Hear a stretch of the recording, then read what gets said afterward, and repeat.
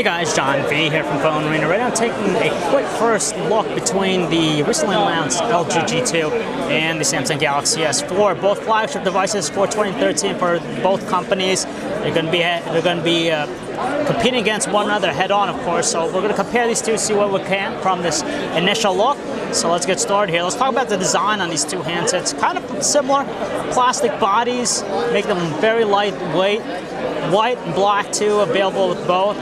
Very glossy, of course. You tend to see a little bit more fingerprints with the glossy finish. We really can't be too particular about the designs. Of course, seeing that the Galaxy S4 just has the smaller dimensions than its rival, it's a little bit easier to hold in the hand. But don't count out the LG G2. It's still pretty compact to hold. It's not really wide, so you can still easily hold it in one hand, no problems at all. So that's pretty neat.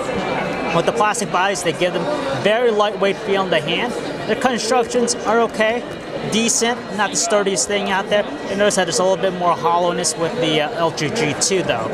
Secondly, the displays. You get a larger 5.2-inch Full HD IPS display, 1080p resolution on the LG G2. In contrast, Samsung Galaxy S4 still has a pretty large one, but it is smaller. 5-inch Super AMOLED HD display, both 1080p resolution.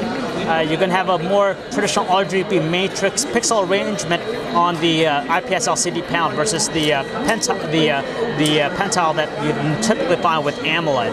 Now, honestly, from far distance away, you're not going to notice a difference in detail. If you look closer, though, especially if you're in the web browser, you'll definitely notice that both are pretty much on the same page with one another, too. You really can't tell a difference. And being, super bright displays, they have some nice qualities about them.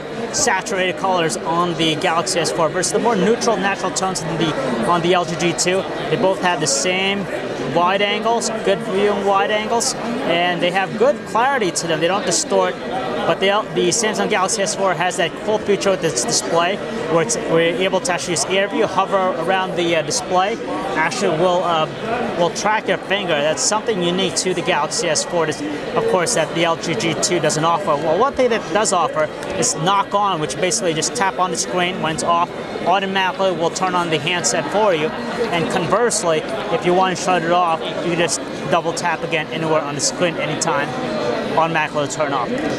Button placement's a little bit different between two. It's a more natural, usual position with the Galaxy S4 on the right edge. The power button is now placed in the back on the Galaxy S4 and on the LG G2.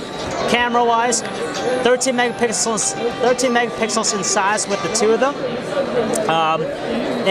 But that's where it ends. We noticed that there's a little bit more of a hump with the Samsung Galaxy S4's camera, just a little bit more, whereas with the G2, it's uniformly flat with the surrounding surface. It features 60 frames per second video recording at 1080p, which is very unique.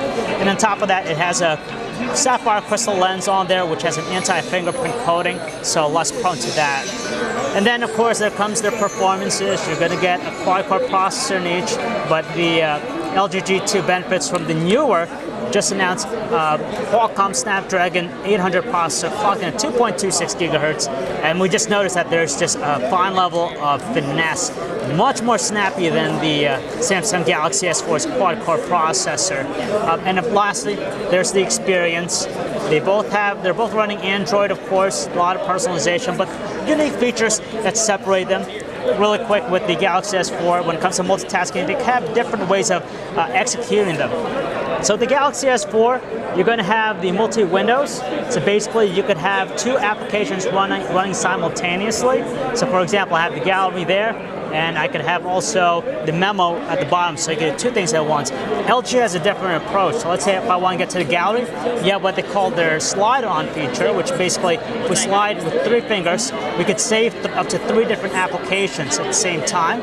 So I'm going to save this one here, and let's say I want to use the browser too. I'm just going to save that. So in order for me to actually switch between those applications, I just swipe 3 hands one way, and you see those windows all appear. So a little bit different implementation with both. So that's a quick look between the Samsung Galaxy S4 and the LG G2, guys. If you want to learn more about it, check out our website, phonearena.com. John V. Thanks for watching.